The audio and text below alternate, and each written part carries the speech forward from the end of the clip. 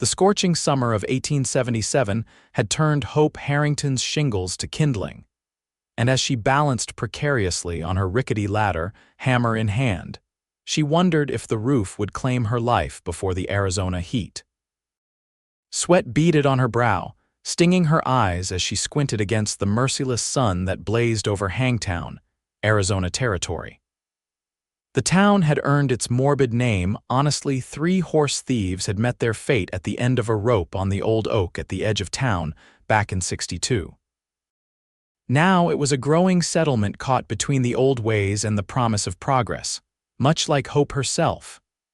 "Damnation," she muttered as the hammer slipped from her grip and clattered down the steep pitch of the roof, landing in the dirt below. She'd been at this for hours, trying to patch the hole before the summer monsoons hit. Her late father's homestead sat on the edge of town, and she was determined not to lose it, even if every person in Hangtown thought a 24-year-old woman had no business owning property, let alone maintaining it alone. Hope steadied herself, reaching for another nail from the pouch tied at her waist. The ladder wobbled beneath her and she froze, drawing in a sharp breath. One wrong move and she'd join her hammer in the dirt if she was lucky. If not, she might break her neck. "Madam, I don't mean to alarm you, but that ladder's about to give way." The deep voice startled her so badly she nearly lost her footing. Hope gripped the edge of the roof with white knuckles as she looked down to see a tall stranger standing beside her ladder, one hand on the wooden rails to steady it. His face was partially shadowed by a wide-brimmed hat, but she could see enough to know he wasn't from around Hangtown. "I didn't ask for help," she called down, her pride stinging worse than her sunburned shoulders. The man tilted his head back, revealing a strong jawline darkened by several days' worth of stubble. "No, madam, you surely didn't, but that ladder's asking for mercy." As if to prove his point, the ladder creaked ominously beneath her.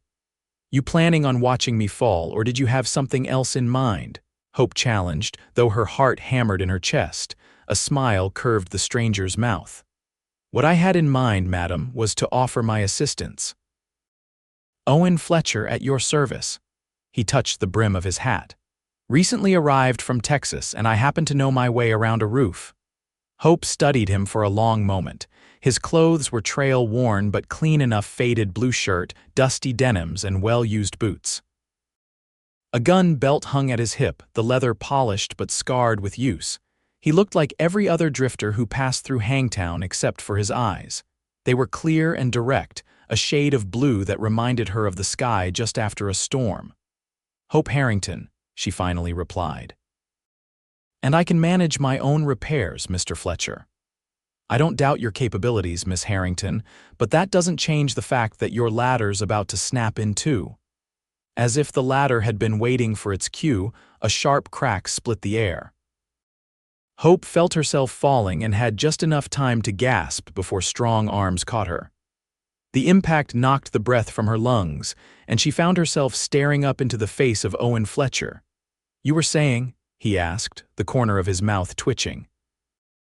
Hope scrambled out of his arms, adjusting her skirts and trying to salvage what was left of her dignity.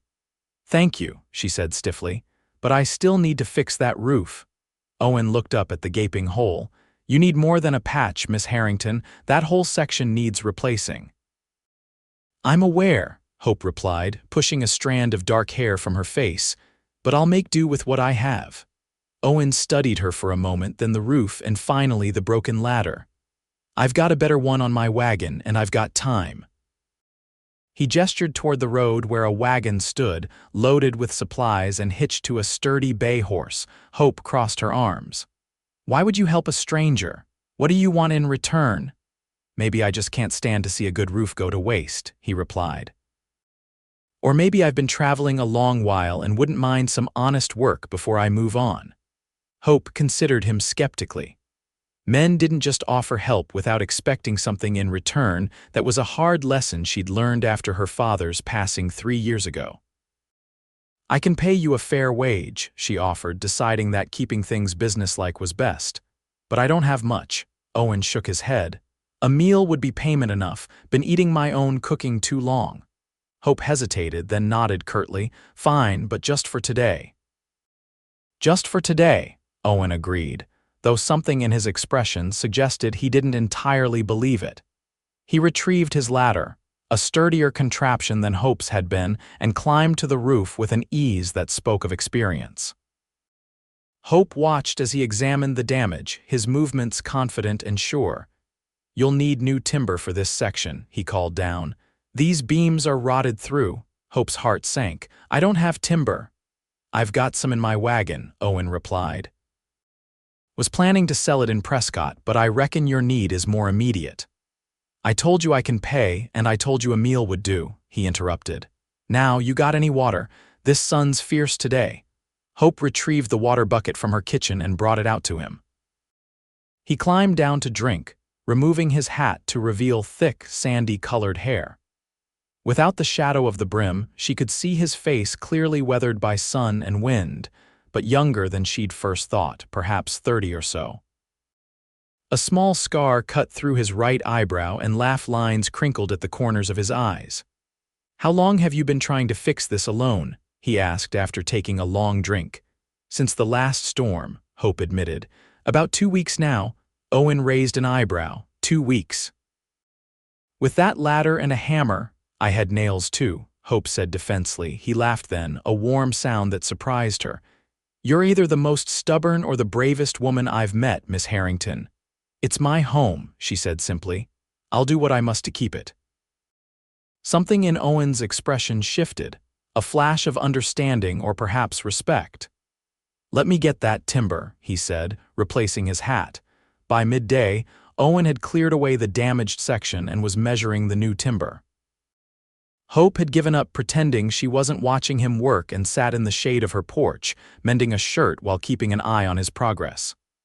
Were you planning to stay in Hangtown? She asked as he came down for more water. Owen shook his head. Just passing through. Thought I might try my luck in Prescott or maybe head on to California. What brings you this way? Most travelers take the northern route, he shrugged. Heard there was work to be had, mining's picking up again. He didn't elaborate further and Hope didn't press. Everyone in the West had things they'd rather not discuss. Well, Hangtown's growing, she offered. The railroad surveyors came through last month. They say we might get a station within 2 years. Progress, Owen said, but there was something wistful in his tone. Hope understood. Progress meant change, and change wasn't always kind to those who clung to the old ways. Her father had been one such person, refused to work for the mining company when they came, insisted on keeping his independence. In the end, his stubbornness had left Hope with little more than the homestead and his good name. You don't sound convinced that's a good thing, she remarked. Owen looked thoughtful. Progress has its benefits, but it has a way of paving over what came before. He glanced at her. Some things are worth preserving. Hope wasn't sure if they were still talking about the railroad. By late afternoon, Owen had made significant progress on the roof. Hope had gone inside to prepare dinner, a simple fare of beans, cornbread, and the last of her preserved venison. She wasn't much of a cook, another failing her neighbors loved to point out, but it would be filling at least. When she called him in, Owen washed up at the pump outside, his hair damp and his shirt clinging to shoulders broad from hard work. Hope found herself staring and quickly turned back to the stove. Smells good, he said as he entered, ducking his head slightly under the doorframe. It's nothing fancy, Hope warned. Just plain cooking.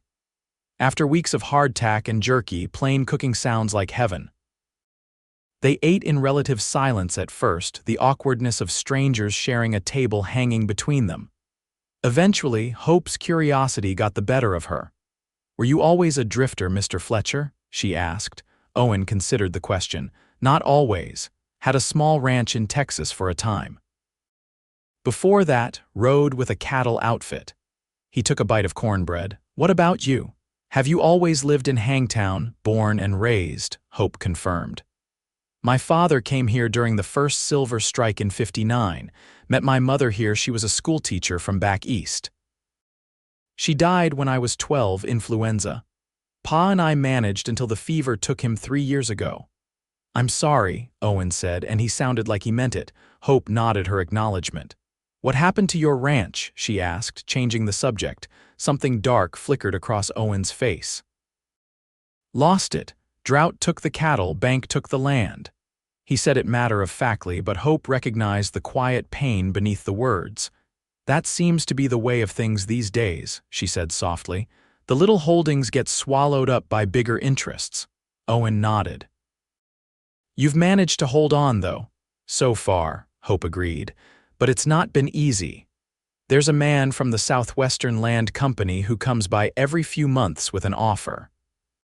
Each time the price gets a little lower, and his suggestions about what might happen if I refuse get a little more pointed." Owen's expression hardened. "Man's name wouldn't happen to be Blackwell, would it?" Hope shook her head. "Donnelly, Victor Donnelly, you know him." "No, but I know his type. They're showing up all over, buying land ahead of the railroads, forcing folks out." Owen set down his fork. "You should be careful, Miss Harrington." "I can handle Victor Donnelly," Hope said with more confidence than she felt. Owen didn't argue, but his skeptical expression spoke volumes. After dinner, Hope insisted on washing the dishes while Owen went back to work, determined to finish the section he'd started before nightfall. When darkness finally made it impossible to continue, he came inside, declining Hope's offer to sleep in the house. "I'll be fine in my wagon," he said. "Been sleeping under the stars for months now." "At least take some blankets," Hope insisted, pressing a folded quilt into his hands. "The nights get cold, even in summer." Their fingers brushed during the exchange, and Hope felt an unexpected warmth that had nothing to do with the evening temperature. She quickly stepped back. "I'll be up at dawn to finish that roof," Owen said, seemingly unaffected by the brief contact. "Should have it done by midday if the weather holds." "I appreciate your help, Mr. Fletcher." He smiled then, the first real smile she'd seen from him. It transformed his face, softening the hard lines and lighting up his eyes. "Owen, please." "Mr. Fletcher was my father, and he was a far more respectable man than I'll ever be." Hope couldn't help but return his smile. "Owen, then, and you can call me Hope if you like." "Hope," he repeated, as if testing the sound of it. "It suits you." The next morning, Hope woke to the sound of hammering. She dressed quickly and went outside to find Owen already on the roof, working steadily in the cool morning air.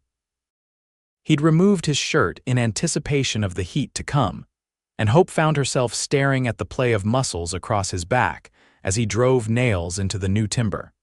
She busied herself with her morning chores, feeling oddly self-conscious in her own yard. By the time she'd fed the chickens and milked her goat, the sun was fully up, promising another scorching day. "There's coffee," she called up to Owen, who paused in his work. "Be right down," he replied, wiping his brow with his forearm. Hope tried not to stare as he descended the ladder, his skin bronzed by the sun and beaded with sweat. He pulled his shirt back on before joining her on the porch, much to her relief and strange disappointment. "You've made good progress," she said, handing him a cup of coffee. "Should be done before it gets too hot," Owen confirmed. "You've got a solid house here. Good bones, as my father used to say." "Pa built it himself," Hope said with pride. Added on as the years went by, the roof was the last thing he worked on before he fell ill. Owen nodded in understanding. "That explains why you're so determined to fix it yourself." "Is it that obvious?" "Only to someone who's lost something of their own," he replied quietly. They sat in companionable silence, drinking coffee and watching the sun climb higher in the sky. In the distance, Hangtown was coming to life, smoke rising from chimneys and the faint sounds of wagons and voices carrying on the still air. "You know," Owen said eventually, "there's good land to be had still further west. California's not all taken up yet." Hope sighed. "This is my home, Owen. I was born in that room right there." She pointed through the open door to the small bedroom off the main living area. "My mother's buried under the big cottonwood by the creek, my father next to her. I can't just leave." Owen studied her for a moment. "No, I don't suppose you can." He returned to work after finishing his coffee, and Hope went inside to prepare a more substantial breakfast. By the time she called him in again, he'd completed nearly half the section over bacon and eggs. Owen asked about the town and its people. Hope told him about Sheriff Boone, who was fair but getting on in years, about Mrs. Whittaker, who ran the general store since her husband died in a mining accident, about Dr. Collins, who delivered most of the children in town, including Hope herself. "Sounds like a real community," Owen remarked. "It is," Hope agreed. "Though some folks still think a woman living alone isn't proper. They were scandalized when I refused to move in with the Whittakers after Pa died." "What changed their minds? Who says they have?" Hope asked with a wry smile. "Mrs. Sanderson at the church still prays for my unfortunate situation every Sunday," Owen laughed. "I've known women who'd consider living without a husband the fortunate situation." "Have you ever been married?" Hope asked before she could think better of it. If Owen was surprised by the personal question, he didn't show it. "No, came close once, but she decided a cattle drover wasn't the sort of husband she wanted after all." "Her loss," Hope said without thinking, then felt heat rise to her cheeks. Owen's eyes met hers, a flicker of interest there that made her heart beat a little faster. "That's kind of you to say." The moment stretched between them, charged with something Hope wasn't ready to name. Then Owen cleared his throat and stood. "Better get back to it before the day gets away from us." Hope watched him go, unsettled by her reaction to this stranger. She'd known plenty of handsome men. Hangtown had its share of good-looking cowboys and miners, but none had affected her quite like Owen Fletcher. By noon, as promised, the roof section was complete. Owen added a final layer of sealant to protect against the coming monsoon rains, then climbed down for the last time. "That should hold you for many years," he said, wiping his hands on a rag. "Proper job this time." "It looks wonderful," Hope said, shading her eyes to admire his work. "I can't thank you enough." "It was my pleasure," Owen replied. Then, after a moment's hesitation, "I should be on my way now, daylight's burning." Hope felt an unexpected pang at his words. "Of course. You've already stayed longer than you planned." Owen nodded, his expression unreadable as he gathered his tools and loaded them into his wagon. Hope followed, not quite ready to say goodbye. "I made some food for your journey," she said, offering a wrapped bundle. "Just some bread and cheese and a jar of preserves." Owen accepted the bundle with a smile that didn't quite reach his eyes. "You're a generous woman, Hope Harrington. It's the least I could do." He secured the food in his wagon, then turned to face her, hat in hands. "Well, I suppose this is—" The thunder of approaching hooves cut him off. Hope turned to see 3 riders approaching at speed, dust billowing behind them. She recognized Victor Donnelly's bay stallion at the lead and felt a chill despite the heat. "Miss Harrington," Donnelly called as he reined in his horse. He was a well-dressed man in his 40s with slicked back hair and a neatly trimmed mustache that did little to soften his hard face. "I see you've got company, Mr. Donnelly," Hope acknowledged coolly. "This is Mr. Fletcher. He's been kind enough to help repair my roof." Donnelly's eyes narrowed as he assessed Owen. "Fletcher," he repeated. "Don't believe I've seen you around Hangtown before." "Just passing through," Owen replied, his posture relaxed but alert. Hope noticed his hand had drifted closer to his sidearm. "Well, don't let us keep you," Donnelly said with false cordiality. He turned his attention back to Hope. "I've come about our previous discussion, Miss Harrington. The company's prepared to make its final offer." "I've already given you my answer, Mr. Donnelly. This property is not for sale." Donnelly's smile tightened. "I understand your attachment, truly I do, but progress is coming whether you like it or not. The smart play would be to take our money now." "And if I'm not interested in making the smart play," Hope challenged. Donnelly sighed theatrically. "Then I'm afraid things might become difficult. Taxes have a way of increasing when improvements come to a region, and there's the matter of water rights. The company's purchased the Spencer Creek holdings. That puts your access in question." Hope felt the blood drain from her face. Spencer Creek was her only water source besides the well, which often ran dry in summer. "That's not possible. The water rights were established when this territory was still part of Mexico." "Paper's paper," Donnelly said dismissively, and the new territorial judge seems to favor more modern interpretations of old Spanish grants. He reached into his coat and produced an envelope. Here's our offer. I suggest you consider it carefully. I'll return in 3 days for your answer. Hope took the envelope without opening it. My answer won't change, Mr. Donnelly. We'll see. Donnelly tipped his hat, then paused, glancing at Owen, who had remained silent throughout the exchange. Word of advice, Fletcher. Don't get too comfortable. Miss Harrington's situation is more precarious than she realizes. With that, he wheeled his horse around and departed, his 2 men following close behind. Hope watched them go, gripping the envelope so tightly it crumpled in her hand. When she turned back to Owen, she found him watching her with a troubled expression. "That happens often?" he asked quietly. "Every few months," Hope confirmed, "but this is the first time he's mentioned water rights." She tried to keep her voice steady, but fear crept in despite her efforts. Owen was silent for a long moment, looking from Hope to the retreating riders, then down to his wagon. Something seemed to shift in his expression, a decision being made. "You know," he said slowly, "that sealant needs checking after it sets, to make sure it's weatherproof." Hope looked at him in confusion. "I thought you said it was a proper job." "It is," Owen agreed. "But I'd feel better if I made certain. Monsoon season's coming, after all," understanding dawned on Hope's face. "How long would that take, checking the sealant?" Owen shrugged, a small smile playing at his lips. "A day, maybe 2. He paused, then added softly, "Maybe longer if there's other work that needs doing." Hope knew she should refuse.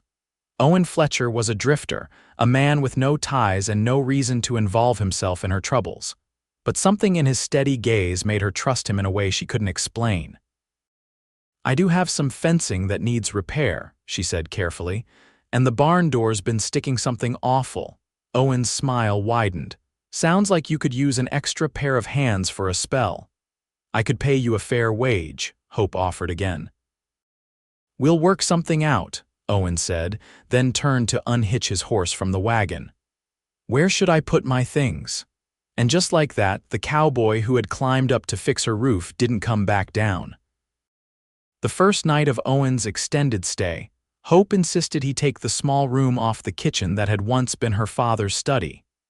It was barely large enough for a narrow bed and a chest of drawers, but it was better than sleeping in a wagon. "I won't hear of you staying outside," she said firmly when he protested. "Not with what Donnelly said. I don't trust him or his men." Owen didn't argue further, recognizing the wisdom in her caution. After a simple supper, they sat on the porch, watching the stars emerge in the darkening sky. The distant lights of Hangtown twinkled below them, the town settling in for the night. "Tell me about Donnelly," Owen said after a while. "How long has he been pressuring you?" Hope sighed. "About a year now. At first he was almost courteous, brought flowers, tried to charm me into selling. When that didn't work, he started making threats, subtle at first, then less so. And the sheriff? Sheriff Boone's a good man, but he's old and outnumbered. Besides, Donnelly's careful to keep everything just this side of legal." Hope wrapped her arms around herself, despite the warmth of the evening. "He's bought up half the businesses in town already. People are afraid to cross him." Owen's expression hardened. "Men like Donnelly think they can take whatever they want because no one stands against them." "You sound like you've dealt with his kind before," Hope observed. A shadow passed over Owen's face. "Something like that." Hope sensed there was more to the story, but she didn't press. Everyone had secrets in the West. It was an unspoken rule not to dig too deeply into another's past. "What will you do if he follows through on his threat about the water?" Owen asked after a long silence.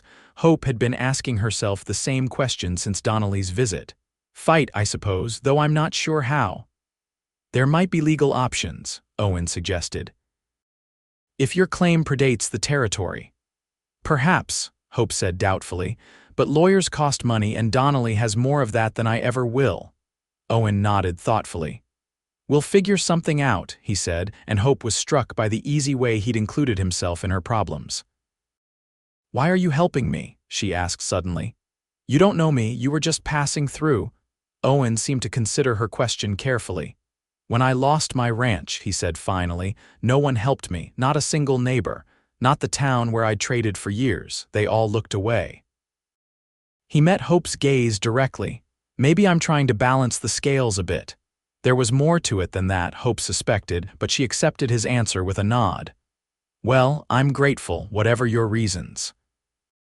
The next morning, Owen set to work on the barn door, which had been warped by seasons of sun and rain. Hope went about her usual chores, finding comfort in the sound of his hammer and saw. By midday, the door was rehung and sliding smoothly on its track.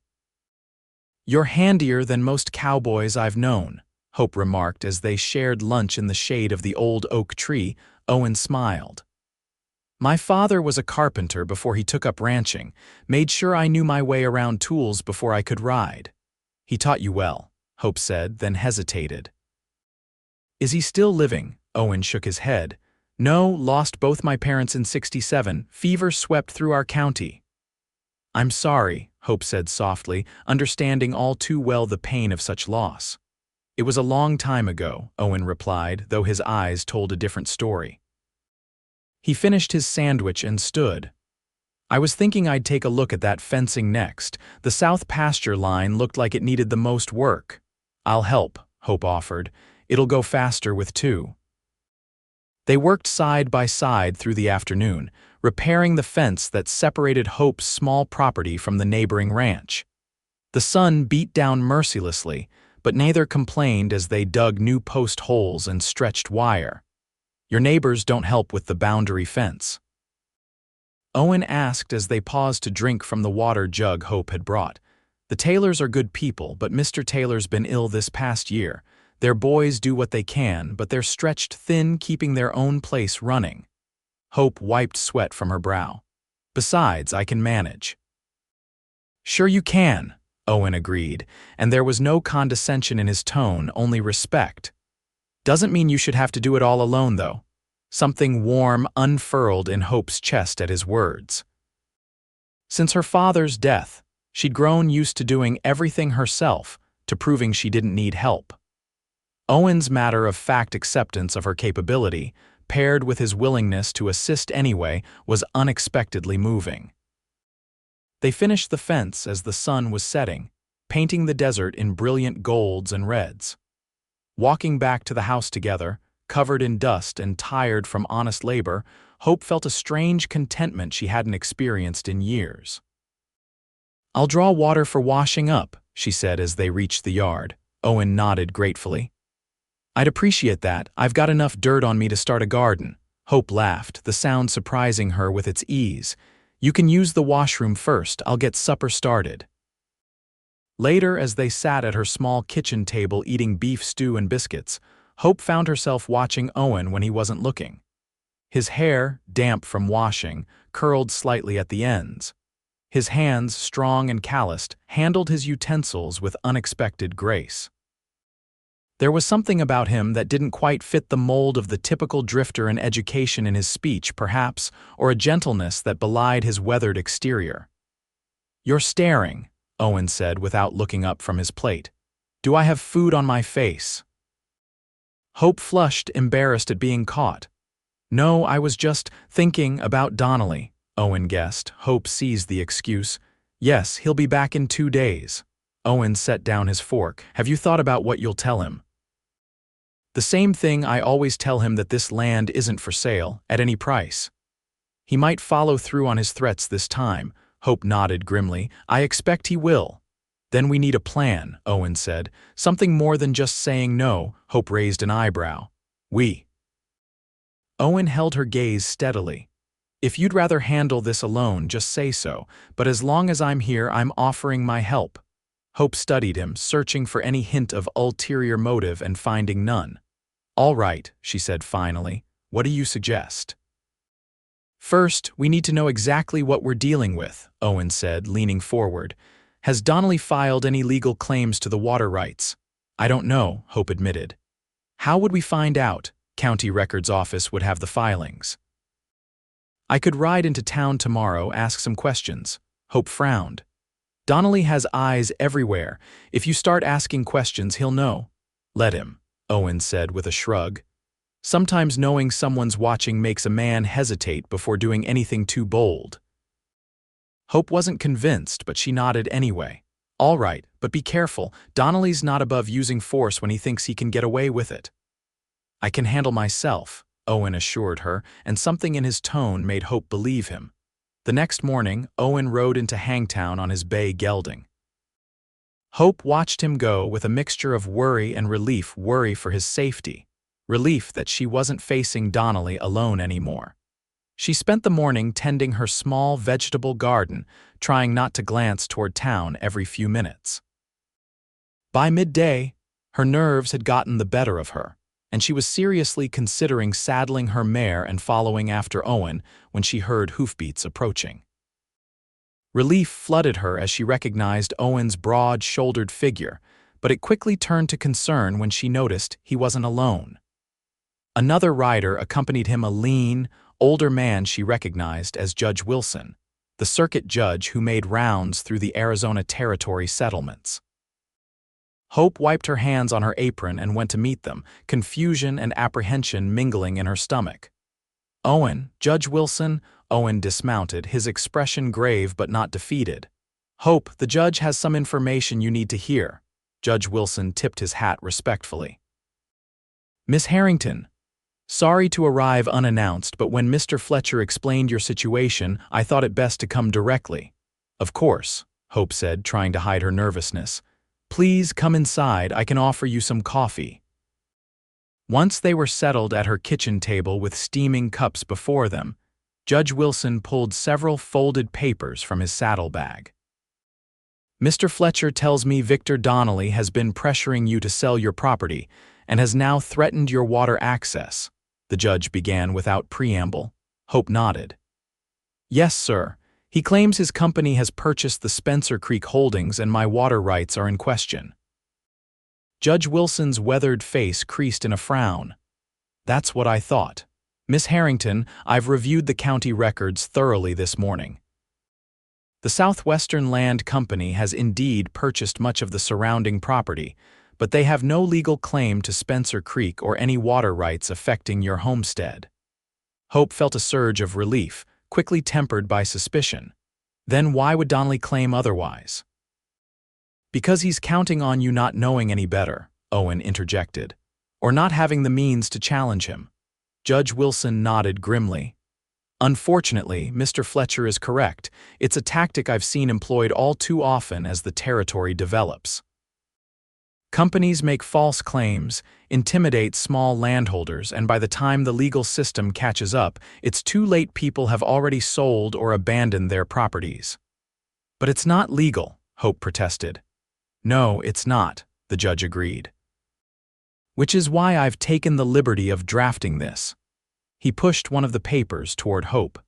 This is an official affirmation of your water rights, signed by myself as territorial judge. It confirms that your claim predates any recent purchases and remains valid regardless of surrounding property ownership. Hope stared at the document, hardly daring to believe it could be so simple. And this will stop Donnelly. Judge Wilson's expression grew stern. It should.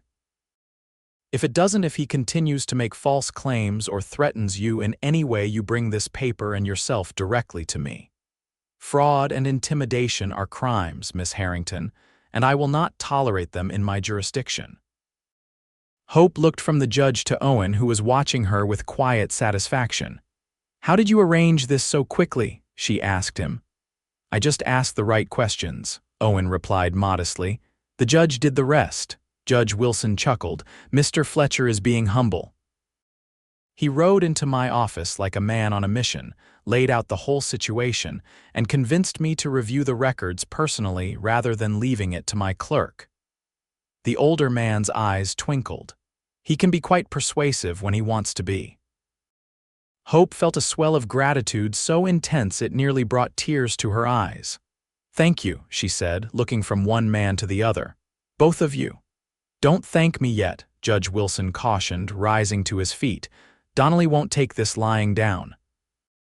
He's invested too much in his plans for Hangtown. Be vigilant and don't hesitate to seek help if you need it. He picked up his hat from the table. Now, I should be getting back. Court convenes in an hour. Owen walked the judge out, and Hope heard them speaking in low tones by the hitching post. When Owen returned, his expression was thoughtful. "What is it?" Hope asked. "Did the judge say something else?" Owen hesitated, then nodded. He mentioned that Donnelly's been seen meeting with some rough characters recently. Hired guns, possibly. Hope's stomach clenched with anxiety. "You think he'd resort to violence?" "Men like Donnelly do whatever it takes to get what they want," Owen said grimly. But the judge also said Sheriff Boone's deputy is back from Phoenix. With the law at full strength and the judge watching, Donnelly might think twice about anything too obvious. Hope wasn't so sure, but she kept her doubts to herself. "So what do we do now?" "We wait for Donnelly to make his move," Owen said, taking a seat across from her. "And we prepare for whatever that might be." The day Donnelly was due to return dawned clear and hot, typical Arizona summer weather. Hope woke early, anxiety having allowed her little rest. She found Owen already up, sitting at her kitchen table cleaning his revolver with meticulous care. "Morning," he greeted her, not looking up from his task. "Coffee's hot." Hope poured herself a cup, watching as he reassembled the weapon with practiced ease. "You're expecting trouble," she observed. "I'm preparing for it," Owen corrected, sliding the revolver into its holster. "There's a difference." "I have my father's shotgun," Hope offered. "I know how to use it." Owen nodded approvingly. "Good, but let's hope it doesn't come to that." They ate breakfast in tense silence, then set about their morning chores as if it were any other day.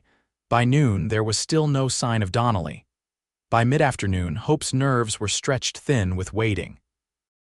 "Maybe he's not coming," she suggested as they sat on the porch, ostensibly shelling peas but really watching the road.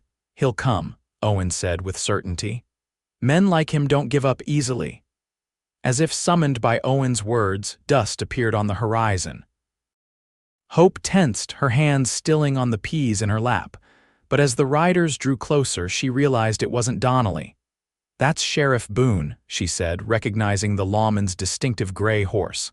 "And his deputy." Owen stood, his posture alert but not alarmed.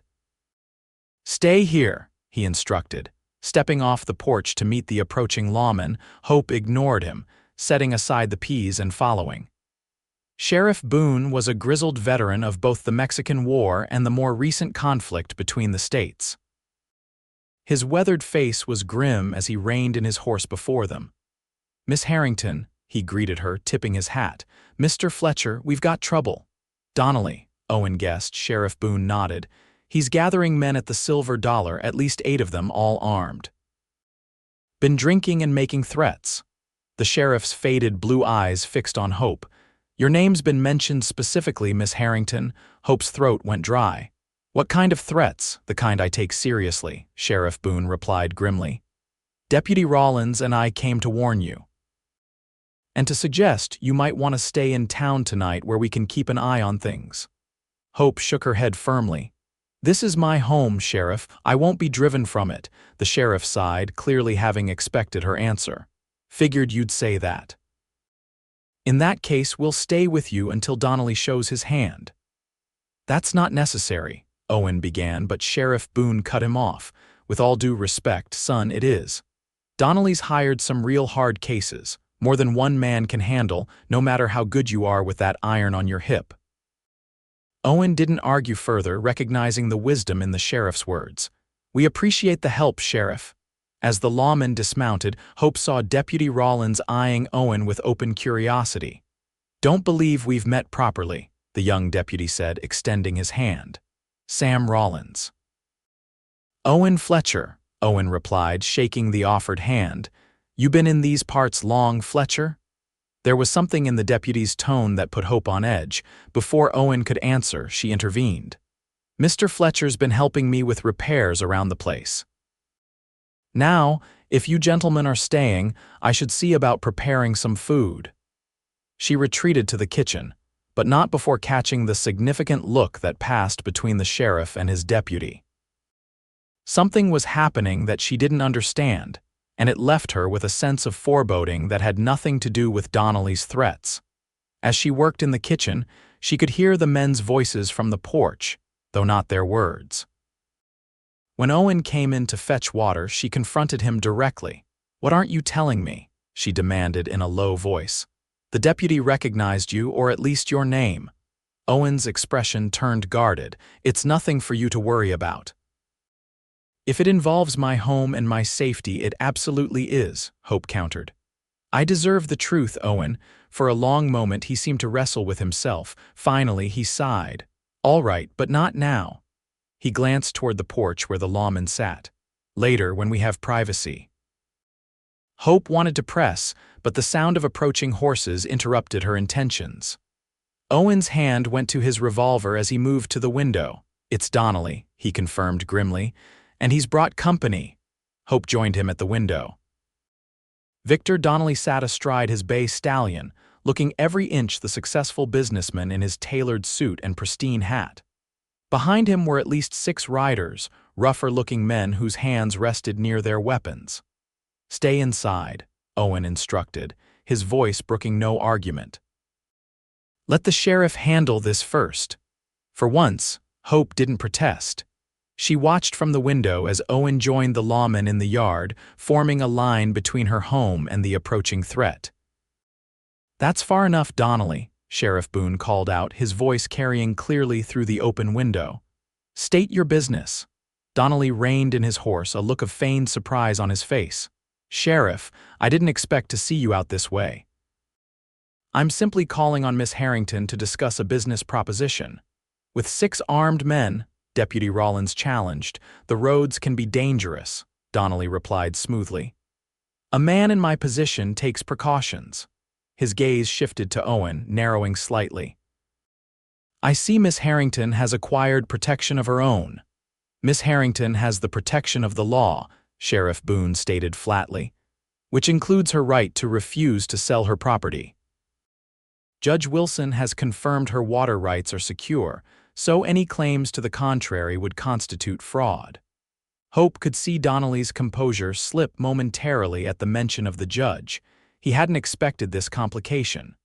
"I'm simply here to make a final offer," Donnelly insisted. "Miss Harrington is, of course, free to refuse." "Then make your offer and be on your way," the sheriff said, "but your men stay mounted and keep their hands visible." Donnelly's jaw tightened, but he nodded curtly. "Miss Harrington," he called toward the house. "I'd prefer not to shout my business across your yard." Hope took a deep breath, squared her shoulders, and stepped onto the porch. She felt rather than saw Owen tense as she emerged, but she kept her focus on Donnelly. "I'm here, Mr. Donnelly," she said, her voice steadier than she felt. "But as the sheriff said, my water rights have been legally confirmed. Your threats hold no weight." Anger flashed in Donnelly's eyes, quickly masked. "No threats, Miss Harrington, merely a generous offer." He reached into his coat and withdrew an envelope. "Double my previous figure." "You'd be a wealthy woman."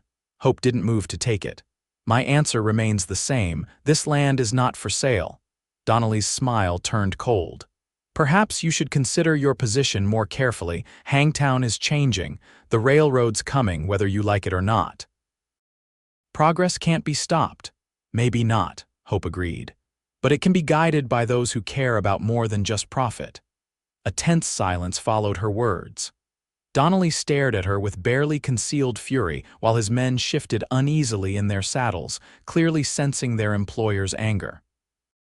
Finally, Donnelly tucked the envelope back into his coat.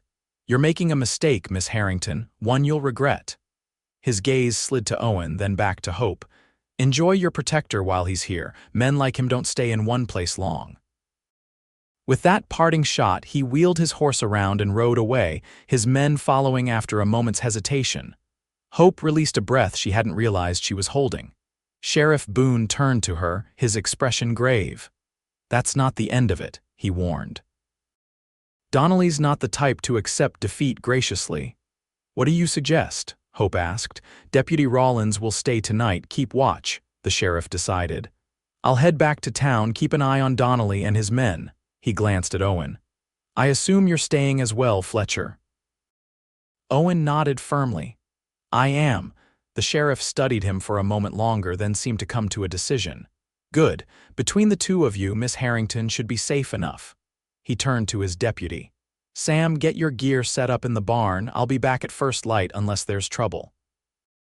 As Sheriff Boone rode back toward town, Hope felt the weight of unanswered questions pressing down on her. She turned to Owen, determined to get answers, but he spoke first. We should get inside. It'll be dark soon, and we need to make plans. Hope followed him into the house, aware that the coming night might bring dangers she couldn't yet imagine.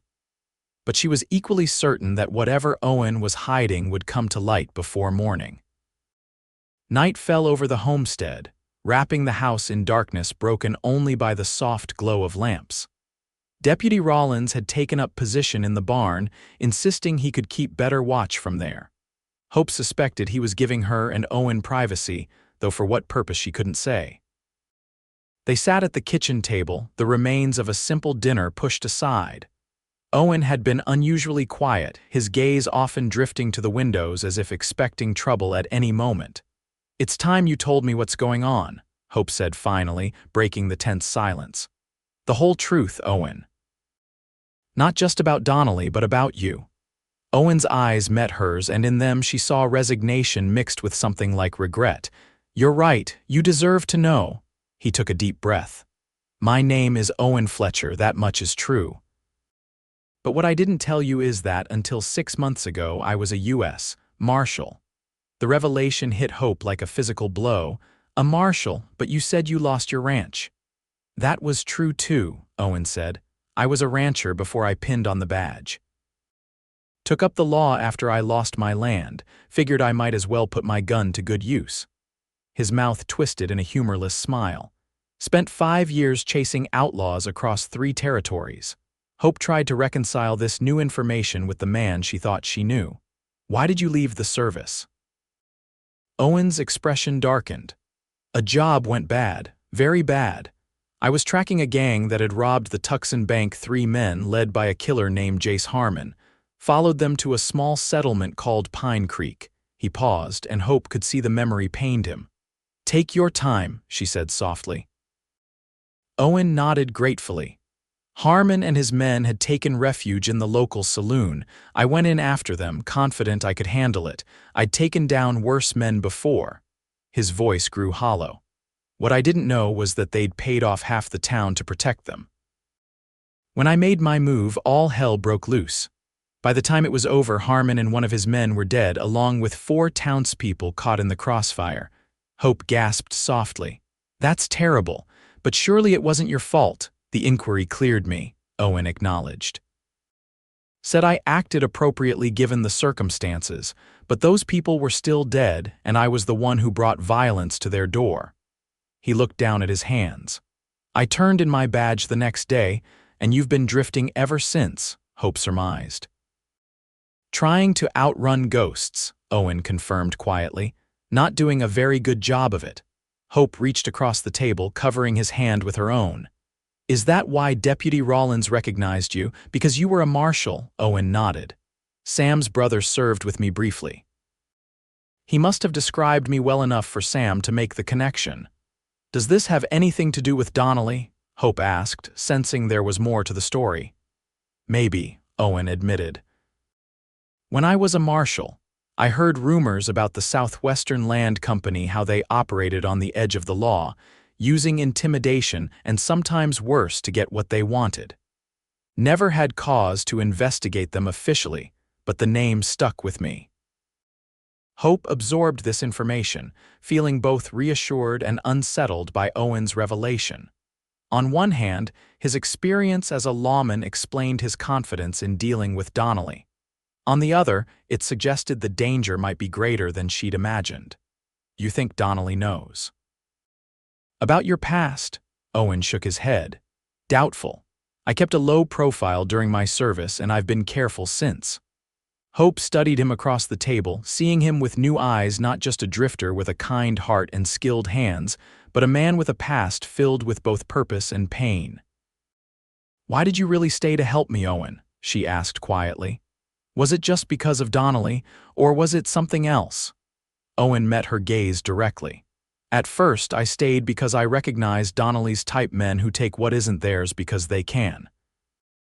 I've spent too much of my life watching that happen without doing anything. He paused, his expression softening. But then I stayed because of you, Hope. Your courage, your determination to hold onto what's yours no matter the odds. It reminded me of things I thought I'd forgotten. The honesty in his voice made Hope's heart beat faster. What things? That standing for what's right matters even when it's hard, that some places and some people are worth fighting for. His hand turned beneath hers, their fingers intertwining. That sometimes a man can find something he wasn't even looking for.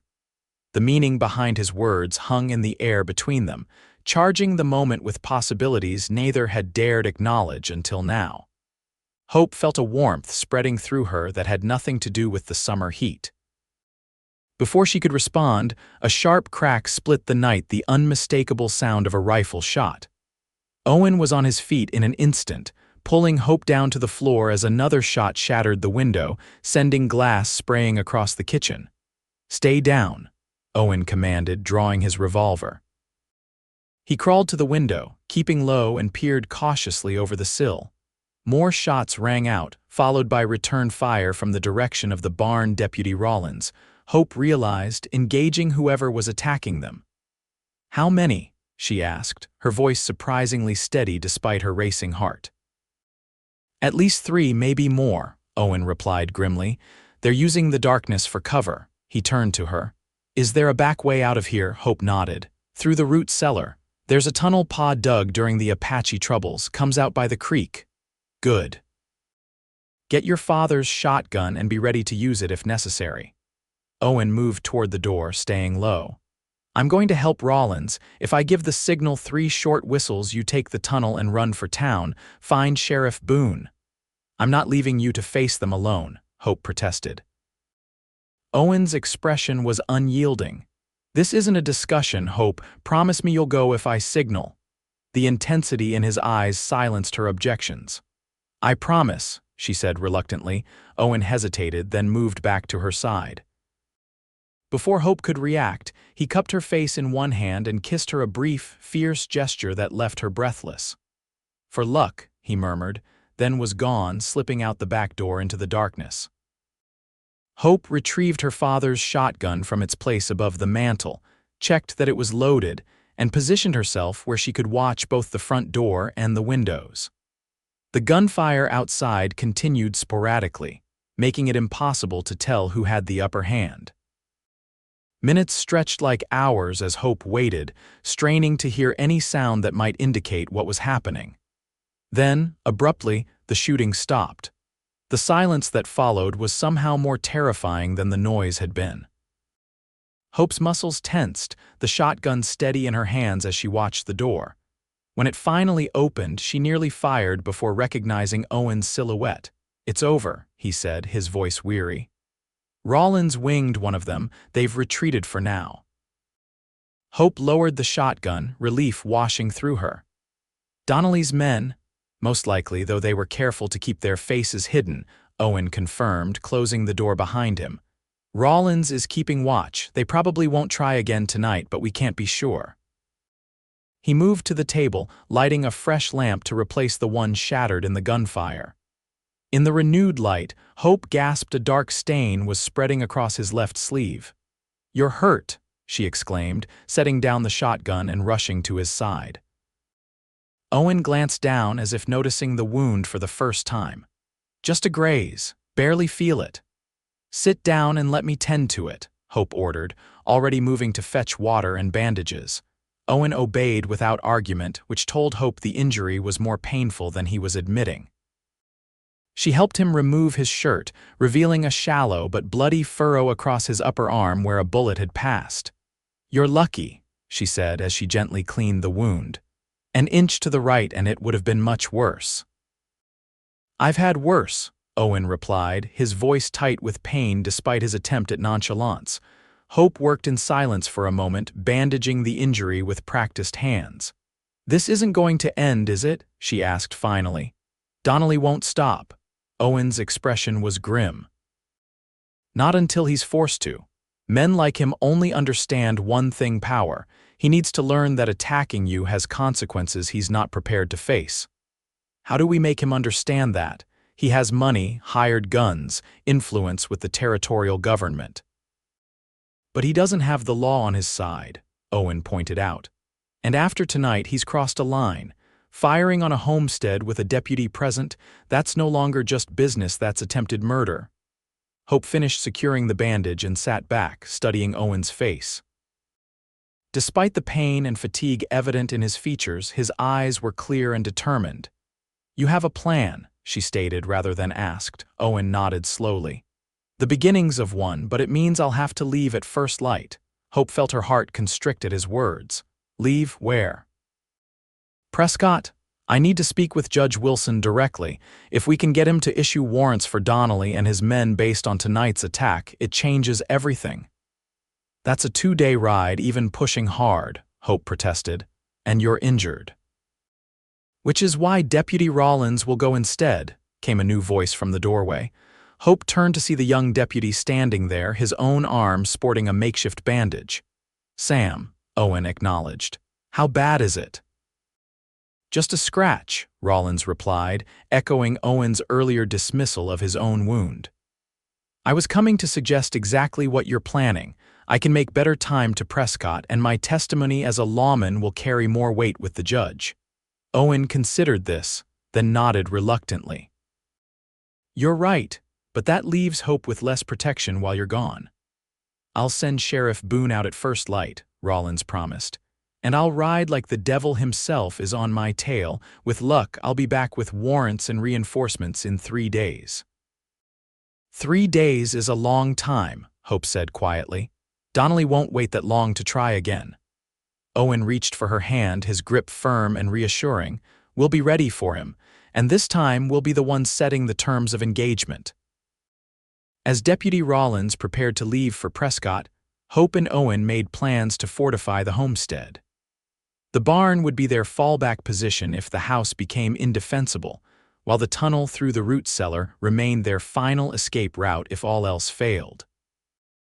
"I still don't like the idea of waiting here for Donnelly to attack again," Hope said as they worked by lamplight to board up the broken window. "It feels like we're putting a target on our backs." "Sometimes the best defense is to make yourself too costly a target," Owen replied, hammering a nail into place. "Donnelly wants your land, but he's not willing to die for it. If we can convince him the price is too high, he'll back down." Hope wasn't entirely convinced, but she trusted Owen's judgment. As a former marshal, he understood men like Donnelly better than she did. Dawn was breaking by the time Deputy Rollins departed, riding hard for Prescott with a detailed account of the night's events and a letter from Owen to Judge Wilson. Sheriff Boone arrived shortly thereafter, grim-faced but determined. "Donnelly's men cleared out of town last night," the sheriff reported. "No sign of them this morning, but that doesn't mean they're gone for good." "We're ready for them," Owen said, gesturing to the preparations they'd made: strategic barricades, extra ammunition placed at key points, water barrels filled in case of a prolonged standoff. Sheriff Boone surveyed their work with approval. "You've done well. But I'm still not comfortable leaving you out here alone. I've deputized the Taylor boys from next door. They'll be riding over to help keep watch." Hope felt a surge of gratitude. The Taylors had been good neighbors, but she hadn't expected them to risk themselves for her sake. "I appreciate that, Sheriff," she said sincerely. "Please thank them for me."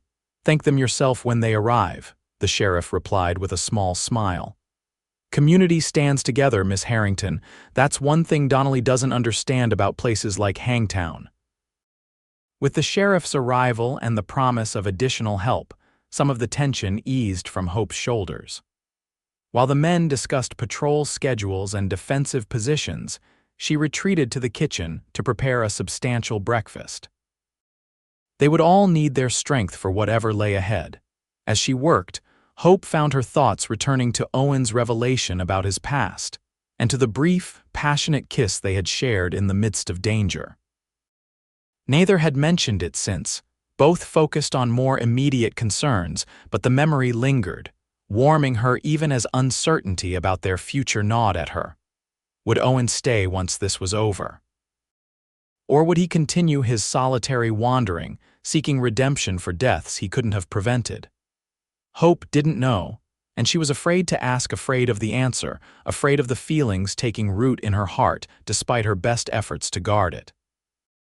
When she called the men in to eat, Owen caught her eye across the room, his gaze softening in a way that made her breath catch. Whatever happened with Donnelly, Hope realized her life had already changed irrevocably. The cowboy who had climbed up to fix her roof had somehow managed to mend more than just broken shingles. The first day passed without incident, though the atmosphere remained tense with anticipation. The Taylor brothers Joshua and Caleb arrived mid-morning, bringing extra rifles and their father's old army spyglass, which proved invaluable for scanning the surrounding countryside. By nightfall, they had established a rotation of watches, with someone alert at all times.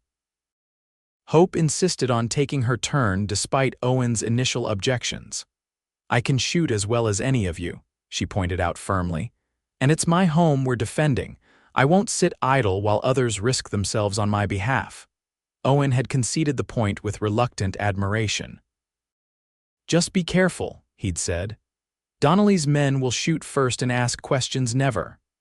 Now, as midnight approached, Hope sat on the porch with her father's shotgun across her lap, watching the moonlit landscape for any sign of movement. The night was unnaturally still, the usual chorus of insects silenced as if in anticipation of violence to come. The door opened softly behind her and Owen stepped out, moving quietly to join her on the bench. "Couldn't sleep?" Hope asked, keeping her voice low. Owen shook his head. "Too much on my mind." He looked out into the darkness. "It's too quiet, like the calm before a storm." Hope nodded her agreement. "Do you think they'll try again tonight?" "Hard to say," Owen mused. "If it were me, I'd wait, let us tire ourselves out with watching, get sloppy from lack of sleep. Then strike when we're at our weakest." "That's comforting," Hope remarked dryly. Owen's mouth quirked in a half-smile. "Sorry, occupational hazard. Marshals tend to think like the men they hunt." They sat in companionable silence for a while, the tension between them now of a different nature than the vigilant wariness of before. "That kiss," Hope said finally, gathering her courage. "Before you went out last night, was that really just for luck?" Owen turned to face her, his expression serious in the moonlight. "No," he admitted quietly. "It wasn't just for luck." "Then what was it for?" Hope pressed, needing to hear him say it. Owen's gaze was steady on hers. "It was because I thought I might die out there, and I couldn't bear the thought of never having kissed you." He paused, then added softly, "And because from the moment I saw you on that roof, something in me recognized something in you, a kindred spirit, maybe. Someone who doesn't give up no matter the odds." Hope's heart raced at his words. "And now, with death not quite so imminent, now I find I want to kiss you even more," Owen confessed, his voice low and intense. "But I'm not sure I have the right. My life's been unsettled for a long time, Hope. I can't offer you certainty or security." "I'm not asking for certainty," Hope replied. "Just honesty. If there's something growing between us, I want to know it's real, not just the heat of the moment or the threat of danger making us reach for comfort." Owen reached out, his fingers tracing her cheek with a gentleness that belied the strength in his hands. "It's real," he assured her. "More real than anything I've felt in years, and that's what scares me. I came to your homestead planning to stay just long enough to fix your roof. I didn't plan on finding someone who could fix me." The vulnerability in his admission touched Hope deeply. She leaned into his touch, her own hand rising to cover his. "Maybe we can fix each other," she suggested softly. In answer, Owen leaned forward and kissed her again, not the desperate, passionate kiss of the night before, but something slower, deeper, a kiss that spoke of possibilities rather than farewells. Hope responded in kind, her free hand sliding up to his shoulder, careful of his bandaged wound. When they finally parted, both slightly breathless, Owen rested his forehead against hers. "Whatever happens with Donnelly," he murmured, "I want you to know that climbing up on your roof was the best decision I've made in a very long time." Hope smiled, happiness blooming within her despite the danger that still lurked in the darkness beyond. "For what it's worth, I'm glad my ladder broke." Owen chuckled softly, the sound warming her more than any fire could have. "I'm beginning to think it was fate rather than bad carpentry." "Fate or not," Hope replied, "I'm grateful you were passing by." Their quiet moment was interrupted by a soft whistle from the barn Caleb Taylor, signaling the change of watch. Owen sighed reluctantly. "I should relieve him," he said, though he made no move to rise. Hope nodded, equally reluctant to end their time together. "I suppose we both should get some rest. Tomorrow might bring, well, who knows what it might bring." "Tomorrow will bring us one day closer to resolving this," Owen said with quiet confidence, "one way or another." He kissed her once more, briefly but tenderly, then rose to take his watch. Hope remained on the porch for a moment longer, her fingers touching her lips where the warmth of his kiss lingered. Despite the uncertainty that still surrounded them, a new hope had taken root in her heart, a hope that when this conflict was finally resolved, Owen Fletcher might find reason enough to stay. The second day passed much like the first, tense vigilance, punctuated by moments of hushed conversation and shared meals. The Taylor brothers proved to be not only capable guards, but also welcome company, bringing news from town and a sense of normalcy to the otherwise extraordinary situation. By the third morning, however, the strain of constant watchfulness was beginning to show. Dark circles shadowed Owen's eyes, and Hope found herself jumping at small sounds. Sheriff Boone, who had been riding between the homestead and town to maintain his duties, arrived looking grim. "Still no word from Rollins," he reported. "He should have reached Prescott by now." "The judge might have been out on circuit," Owen suggested, though his expression betrayed his concern. "Or Rollins could have been delayed by any number of things." "Or Donnelly's men could have intercepted him," Sheriff Boone said bluntly. "We have to consider that possibility." The thought sent a chill through Hope.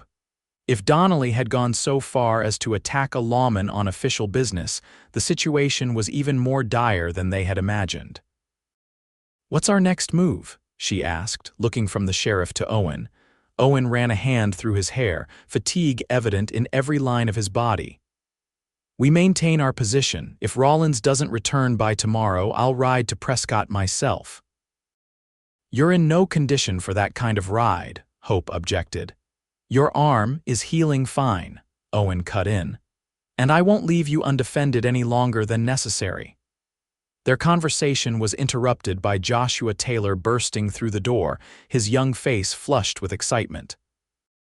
"Ryder's coming," he announced. "But it's not Donnelly, it's Deputy Rollins, and he's got men with him." They rushed outside to see a cloud of dust approaching from the direction of town. Through Sheriff Boone's spyglass, they could make out Deputy Rollins at the head of a group of at least 8 mounted men. "Those aren't just any men," the sheriff said, a note of surprise in his voice. "Those are territorial marshals." Owen tensed beside Hope. "Marshals?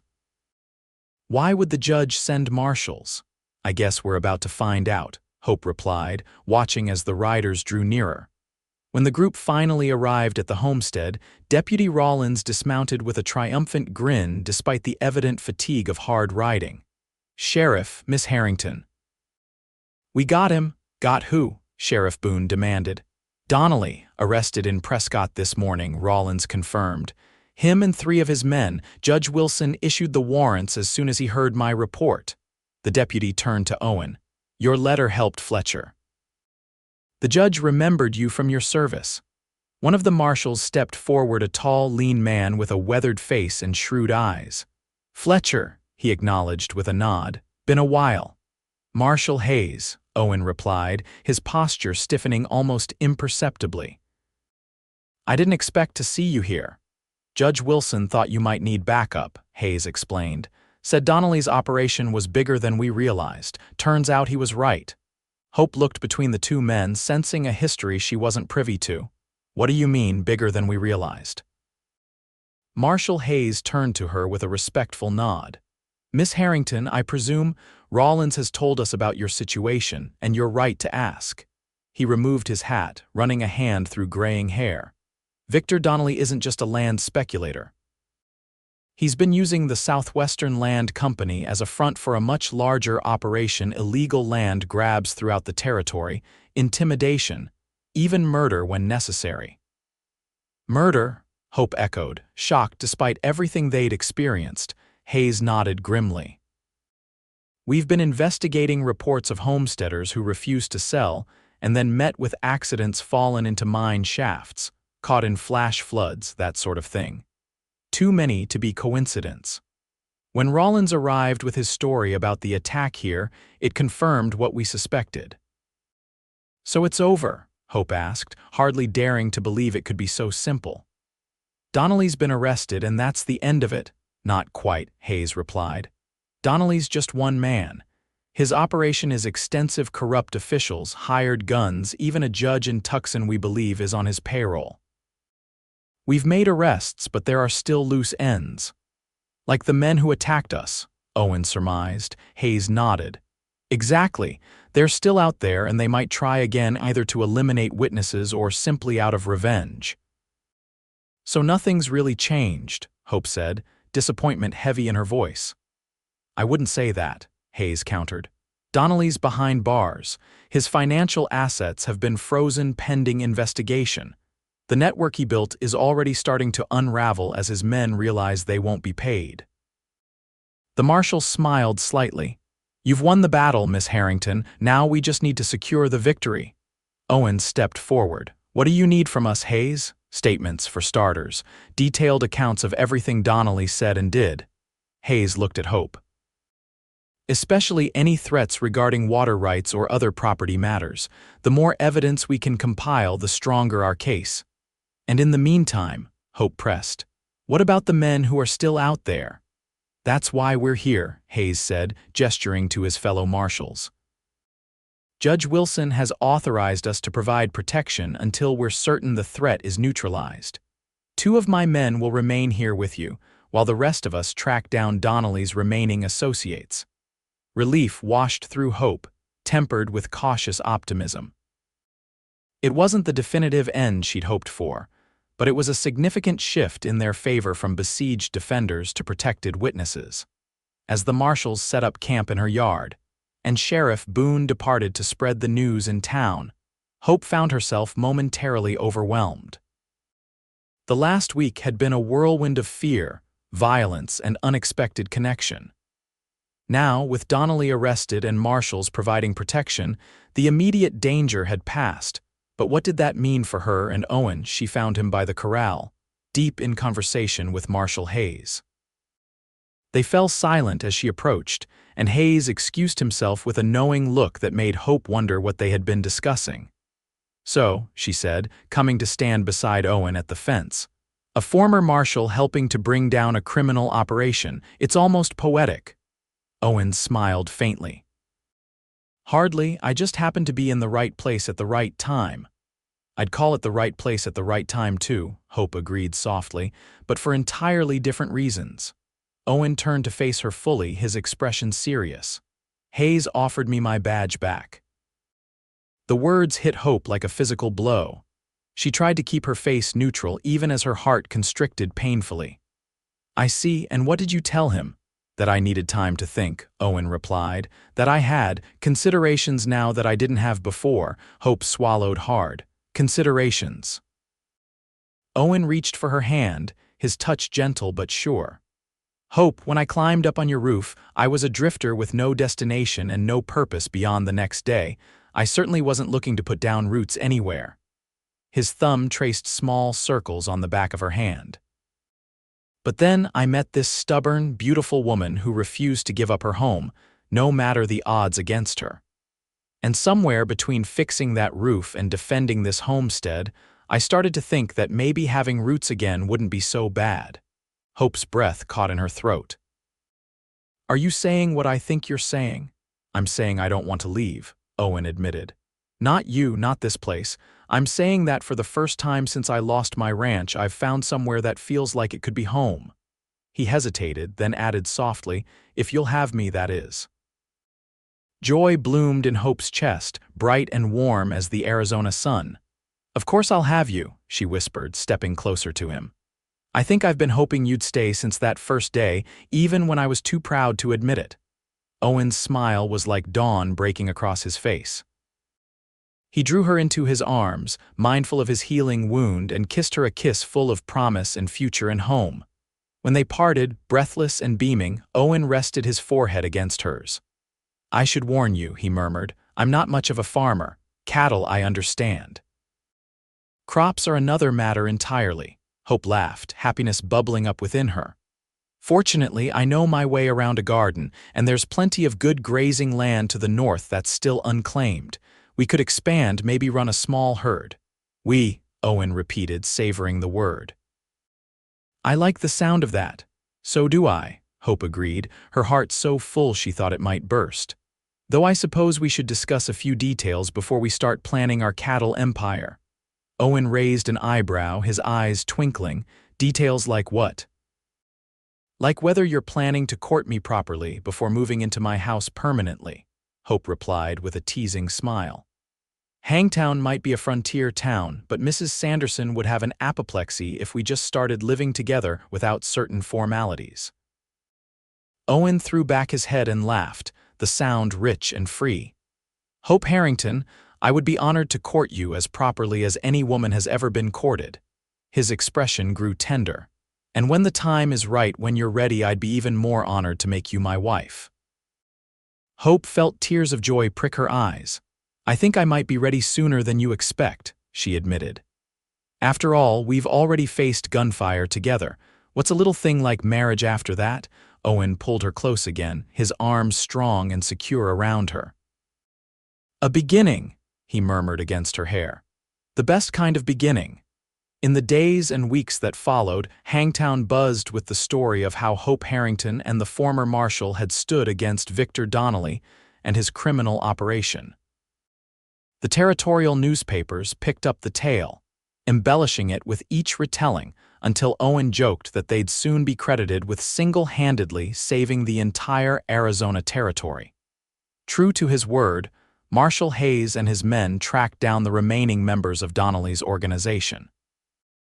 The hired guns who had attacked the homestead were captured trying to flee to Mexico, while the corrupt judge in Tucson resigned rather than face investigation.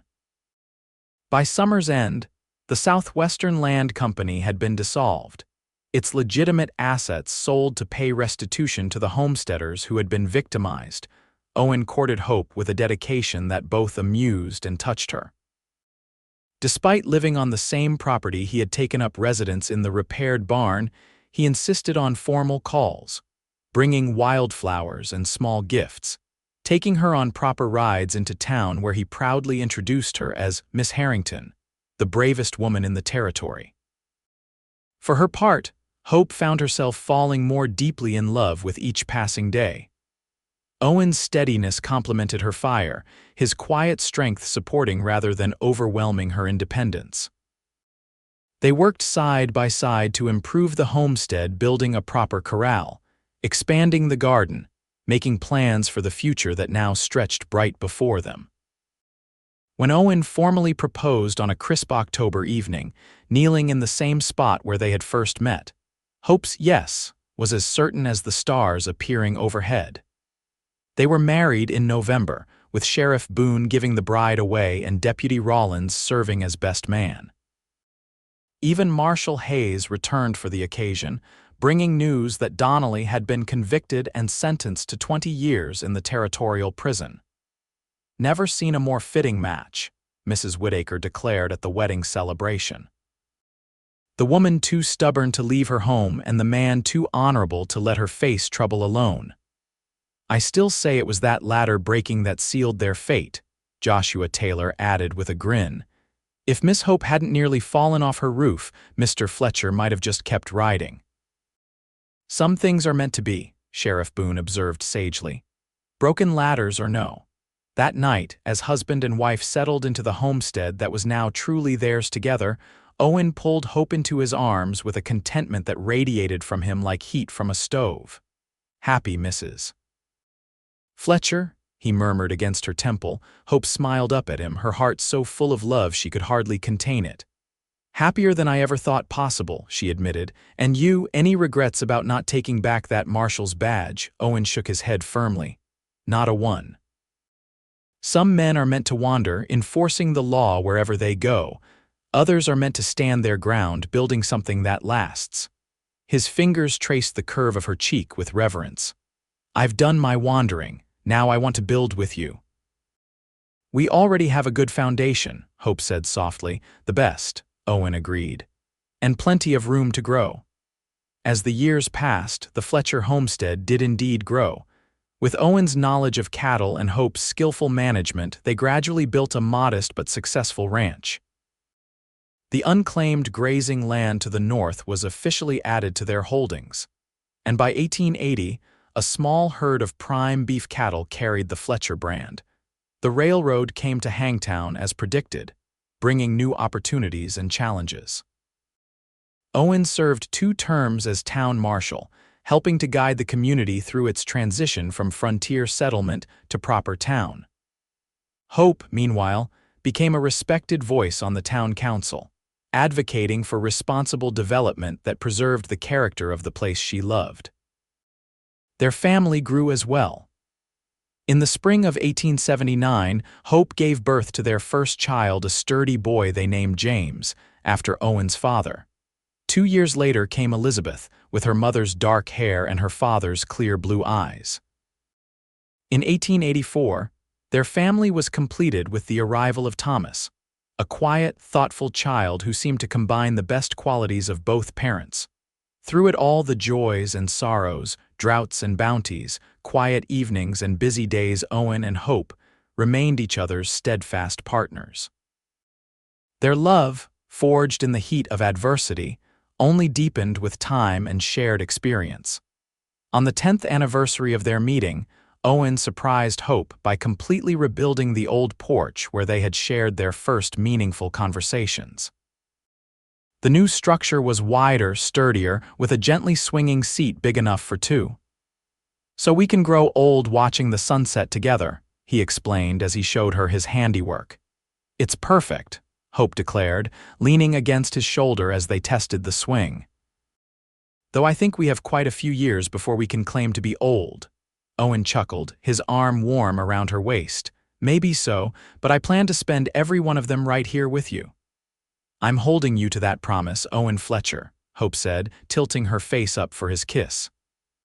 "Some promises are easy to keep," Owen murmured against her lips. As twilight deepened around them and their children's laughter drifted from inside the house, Hope reflected on the strange twist of fate that had brought this man to her homestead all those years ago. A broken ladder, a leaking roof, a cowboy with skilled hands and a troubled past, such small things to have changed her life so completely. "What are you thinking about?" Owen asked. Noting her contemplative expression, Hope smiled, nestling closer to his side. "I was just thinking that some men climb up on a roof and come back down again when the job is done. I'm awfully glad you weren't that kind of man." Owen pressed a kiss to her temple, his voice warm with love as he replied, "Best decision I ever made, staying up there with you." And as the first stars appeared in the darkening sky, Hope Harrington Fletcher knew with absolute certainty that she had found her true home not just in the land she had fought so hard to keep, but in the arms of the cowboy who had climbed up to fix her roof and, thankfully, had never really come down.